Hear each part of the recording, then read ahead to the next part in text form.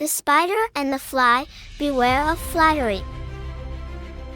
Once upon a time, a clever spider invited a little fly to visit its web.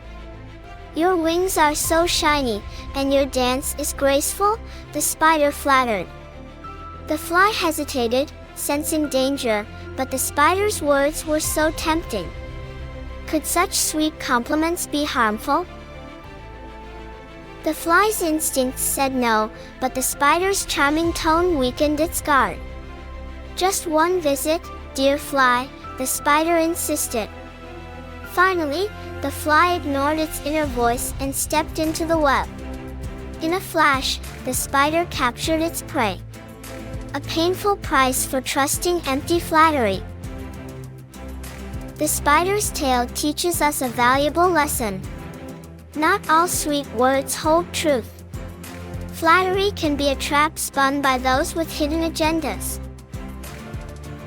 What would you do if faced with tricky words like the fly? Share this story with friends and family to spread the wisdom. Beware of flattery. Let this lesson guide you to trust wisely and stay alert. Like and subscribe for more enlightening stories that inspire smarter choices.